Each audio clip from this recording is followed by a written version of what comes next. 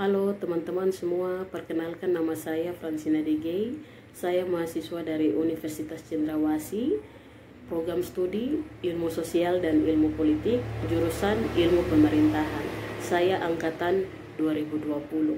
Di sini saya akan menjawab hasil UTS, yaitu hasil ujian tengah semester yang sudah saya jawab, yaitu di mata kuliah Perencanaan Kota dan Wilayah. Kita masuk saja di pertanyaan yang pertama. Pertanyaan yang pertama, jelaskan tujuan dan manfaat mempelajari mata kuliah Perencanaan Kota dan Wilayah. Di sini yang saya dapat ada 5 poin. Yang pertama, mempercepat pembangunan. Suatu rencana yang memang dibuat sebagai gambaran sehingga saat rencana tersebut terlaksana, prosesnya bisa lebih cepat. Dengan adanya rencana, banyak hal yang bisa diperkirakan seperti biaya pembangunan dan sebagainya. Poin yang kedua, rencana pembangunan sarana prasarana. Dengan adanya perencanaan suatu wilayah, sarana dan prasarana pendukung di wilayah tersebut juga bisa direncanakan. Misalnya, seperti jalan raya, jembatan transportasi umum, dan sarana umum lainnya. Poin yang ketiga, pemanfaatan lahan dengan baik. Perencanaan suatu wilayah dapat menggambarkan tata guna lahan di suatu wilayah di masa kini maupun di masa depan. Dengan begitu dapat terlihat sejak awal pemanfaatan lahan yang tepat dan tidak tepat di suatu wilayah. Poin yang keempat, acuan bagi pemerintah. Perencanaan wilayah dan kota berfungsi sebagai pedoman atau acuan bagi pemerintah untuk merencanakan pembangunan dan mengawasi penggunaan lahan di suatu wilayah. Selain itu, pihak yang berwenang dapat memilih kegiatan apa yang perlu dikembangkan di masa depan dan menentukan lokasi bagian tersebut. Poin yang terakhir yaitu poin yang kelima, membentuk perilaku manusia. Pada dasarnya, perencanaan wilayah juga ada sangkut pautnya dengan perilaku manusia. Berdasarkan ruang atau suatu wilayah akan membentuk perilaku masyarakat yang menghuni wilayah tersebut. Sebagai contoh, ruang atau wilayah yang mendudukinya padat seperti perkotaan memiliki lebih banyak masalah seperti kemacetan, sampah, pengurangan lahan hijau, dan masih banyak lagi. Kebanyakan masalah tersebut disebabkan oleh manusia. Untuk manfaatnya saya ambil dari, yaitu adalah manfaat eksekutif summary. Dinalsi eksekutif summary atau ringkasan eksekutif adalah sebuah singkatan yang menjadi titik perhatian rencana bisnis. Komparatif finalsi instituti. Manfaat utama dari eksekutif summary adalah untuk meringkas rencana bisnis agar terlihat singkat. Hal ini perlu dilakukan karena banyak orang, termasuk investor, tidak punya banyak waktu untuk membaca business plan secara menyeluruh. Karena hal tersebut, biasanya mereka hanya membaca eksekutif summary yang sudah kamu buat. Jika dianggap menarik, maka kemungkinan besar investor akan menanamkan modalnya di bisnismu. Oleh karena itu, membuat eksekutif summary yang baik adalah suatu yang sangat penting bagi setiap pelaku bisnis. Berikut yaitu pertanyaan kedua.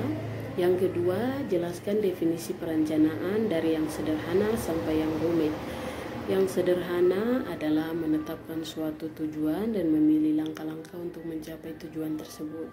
Sedangkan yang rumit yaitu adalah dengan cara mengetahui dan menganalisis kondisi saat ini, memperkirakan faktor-faktor pembatas, menetapkan tujuan dan sasaran yang dapat diperkirakan untuk dicapai, menetapkan langkah-langkah untuk mencapai tujuan tersebut, dan menetapkan lokasi dari berbagai kegiatan yang dilakukannya. Yang berikut kita akan masuk pertanyaan yang ketiga, yaitu jelaskan jenis-jenis wilayah berdasarkan pandangan Glasson dan pandangan Anafia. Kita akan masuk dengan yang pertama, yaitu adalah pandangan Glasson. Glasson mengatakan bahwa wilayah adalah alat untuk mengidentifikasikan suatu lokasi yang didasarkan atas kriteria tertentu. Yang berikut, banyaknya wilayah tergantung pada kriteria yang digunakan. Yang berikut, wilayah hanyalah model agar kita bisa membedakan lokasi yang satu dengan yang lain. Sedangkan menurut pandangan Anafia berbeda, yaitu unsur-unsur ruang termaksud wilayah. Ini seperti jarak, lokasi, bentuk, ukuran, skala. Unsur-unsur ini digunakan untuk membedakan antar wilayah. Berikut kita akan masuk dengan pertanyaan nomor 4, yaitu jelaskan jenis-jenis kota dan cangkupannya. Yang pertama, kota generatif. Kota yang menjalankan bermacam-macam fungsi, baik untuk kota dan pedalamannya atau terbelakang saling mengutamakan dan mengembangkan. Yang berikut yaitu kota parasitif. Kota yang tidak banyak berfungsi untuk daerah pedalamannya, bahkan melakukan berbagai usaha yang tumbuh di pedalaman. Kegiatan produktif kota bersifat duplikatif dan produktif daerah pedalamannya. Tidak ada inovasi dari kota terhadap pedalamannya. Yang berikut, kota enclave. Kota yang menutup diri atas daerah pedalamannya, kota yang berkembang tetapi tidak bersumber pada potensi daerah pedalamannya. Perbedaan fasilitas menjadi acuan kota enclave untuk tidak mendorong perkembangan daerah pedalamannya. Untuk pertanyaan yang terakhir, yaitu pertanyaan nomor 5, jelaskan pendapat masing-masing terkait kota yang kamu tinggal berdasarkan teori perencanaan dunia. Nah, saya tinggal sekarang di Kabupaten Jayapura. Pastinya teman-teman semua tahu Kabupaten Jayapura yang dikenal dengan tempat wisatanya. Nah, yang pertama tempat wisata. Dulu memang belum ada tempat wisata yang begitu banyak, tapi sekarang tempat wisata begitu banyak di kabupaten. Mau dari ujung Hawaii sampai ke Sentani, mau di Genyem ada Kali Biru, di Demta banyak tempat wisata.